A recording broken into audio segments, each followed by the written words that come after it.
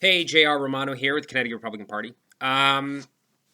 So the Democrats have passed their police reform bill, which basically, this bill is problematic, and it's a watered down version from what they originally had. But unfortunately, what it's going to do is it's going to, and I predict that you're going to see good police officers retire early, and then you're going to have difficulty recruiting. And what I get frustrated about, and many Republicans don't know how to communicate effectively on a topic like whether it's police brutality and when you're dealing with racial tensions and issues. The tragedy in this whole discussion, if we have less officers and if we're defunding police departments, which means they have less money, it means the quality will actually decline versus investing in better training or new techniques or whatever it may be. But with this qualified immunity issue, where you're asking police officers to take on the personal liability of making snap decisions and judgments, say at a DUI stop, for example, and how many officers, knowing that they could be sued, are going to pull over that drunk driver out of fear?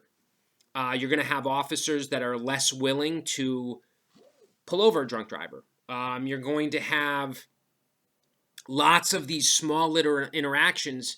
And frankly, if you have less officers, and this is what the Democrats don't want to talk about, and they're going to call me a fearmonger, right? They're going to say, oh, the Republicans are fear-mongering. Well, here's the truth. And the truth is, if you have a situation where right now, say, for example, the average response time in a community is 15 minutes, where a police officer, you call 911 in a case of emergency, and the police officer will show up in 15 minutes, give or take. What happens if you increase that response time? What happens if you have, say, a single mom who is trying to break up with an abusive boyfriend, hiding in the closet, and she calls 911 from her cell phone, desperately trying to get help? And the Connecticut Democratic Party just increased her wait time so that they can slap themselves in the back and say, we've accomplished reform, without actually having a real conversation about what these reform means. Because they don't want to talk to the police about them.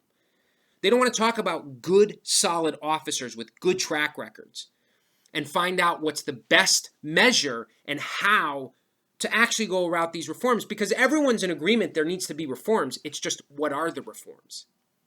And this qualified immunity issue, when you're asking, say, that single mother in Meriden or Derby or Greenwich, wherever it is, to have to wait to be saved, who can we sue then? Can we sue the politicians who've created the policy which has forced the number of police to decline? Can we sue the politicians or the judges who may let someone out before their sentence, let someone out on bail, and they commit another crime? Can we sue politicians, say, for example, who are a sanctuary city and don't cooperate with federal authorities when they're in pursuit of a violent criminal, and that criminal kills somebody or harms somebody or robs somebody? Can I sue the politician the same way that, say, a drunk driver who thinks that their civil rights have been violated can sue the police?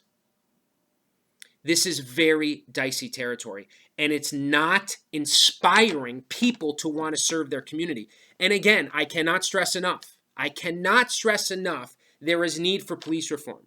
We want to talk about demilitarizing, making it more about community policing.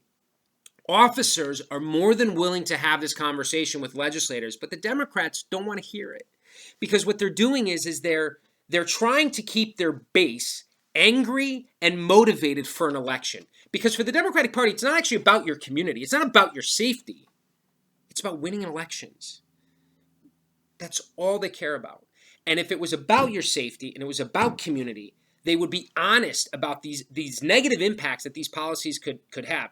I mean, let's think about this. In a COVID session, which means they can't really have sessions in person, this is all much more difficult in an era of COVID. You're going to push these measures through without properly vetting or communicating with some, and it's very easy to go to each individual police, say randomly pick 10 or 15 police stations and say, we want to see an officer. We want to talk to an officer that's got 15 to 20 years of a clean record. And we want to know what type of reforms they think we should do in order to still protect the community, still make sure that our response times decline, still want to protect the idea that police have the motivation and ability to do their job. But no, they didn't have those conversations because they don't actually, what they want is a press conference. They can slap themselves in the back and say they've done a great thing. And here's what's going to happen.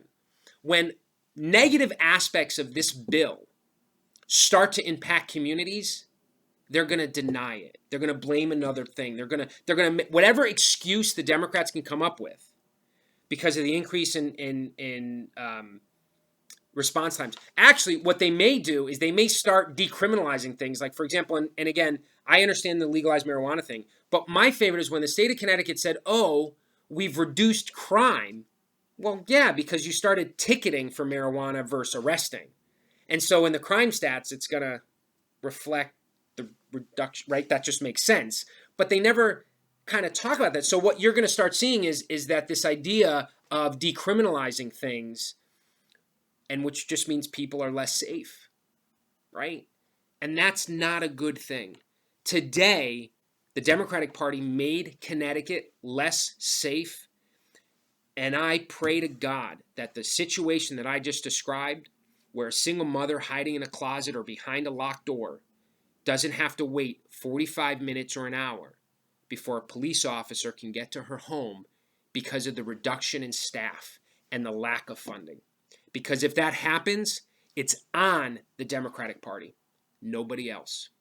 This is J.R. Romano with Connecticut Republican Parties. Please subscribe and share the video. Thanks.